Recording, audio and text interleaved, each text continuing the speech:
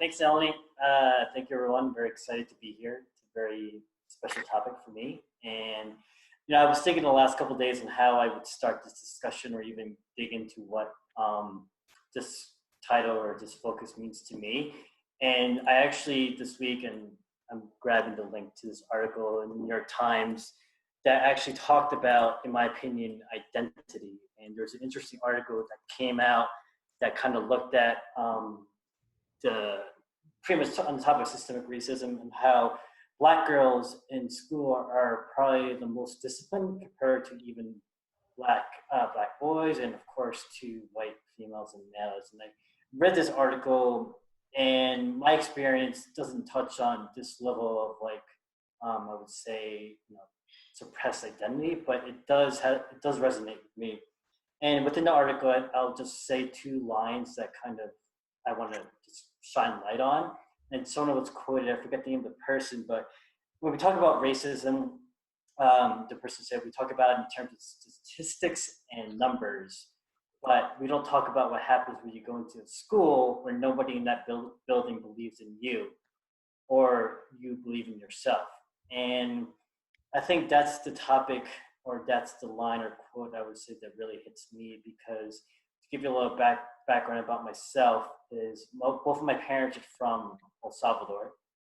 They came to this country, to the United States, when they were about 15, 16 to escape the Civil War.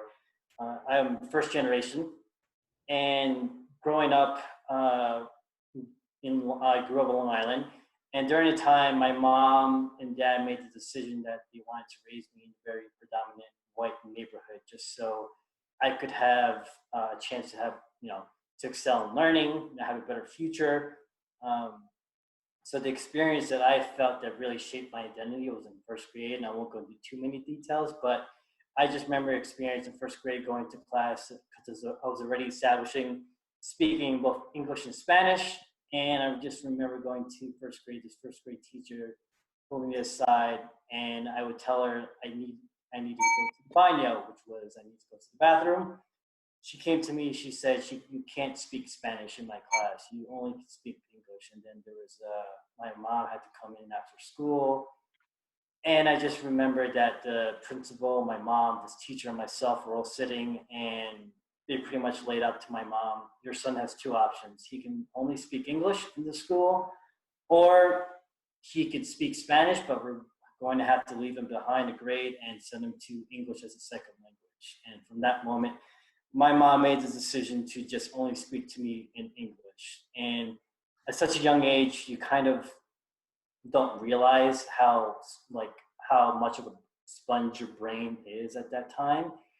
And I started to form that identity because I didn't know any better, that I could only speak English and I could only adapt the culture of quote unquote being white and just try to fit in as much as possible and hide my heritage as being a Hispanic first generation male.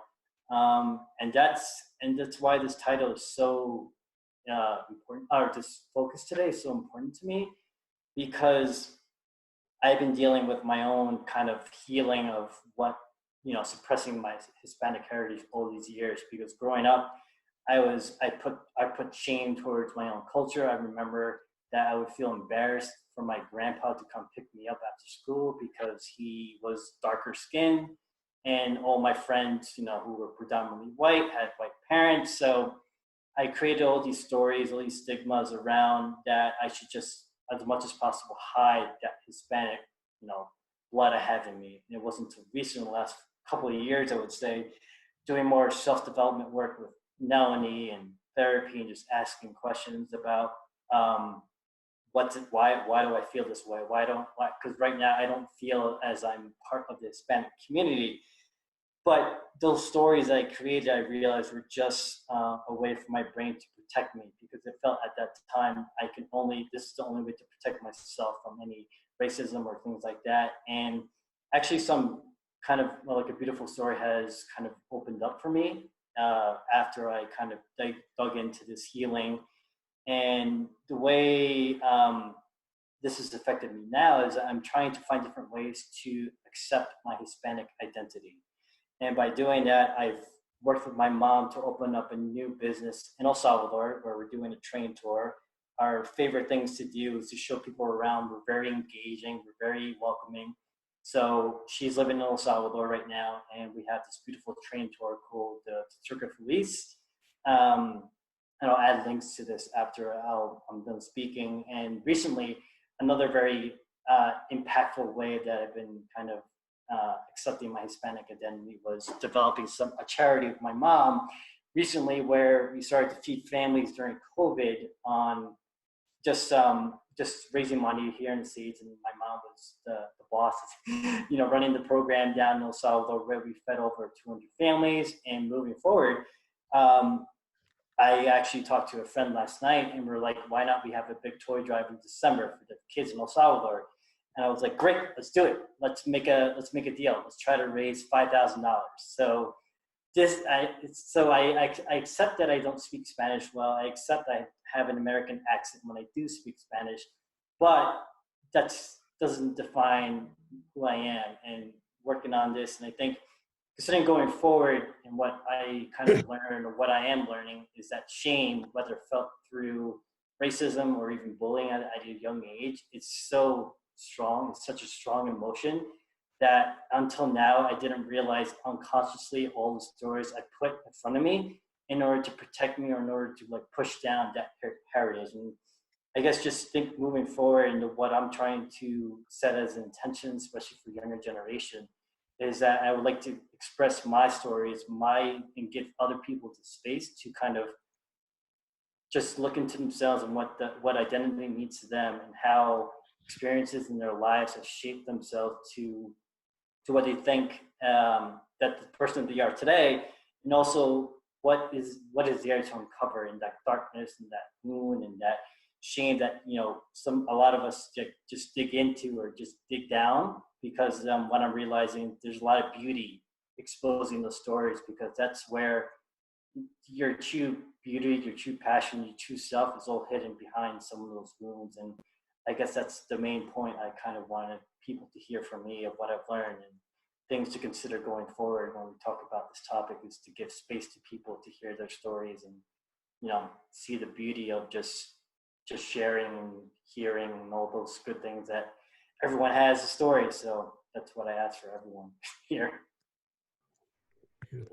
Thank you, Louis. Louis, I'm going to ask you to expand just a little bit on some of the things that you've been doing as you have been embracing those suppressed facets of your identity, and tell us a little bit about the projects that you've done to embrace your heritage. Yeah, so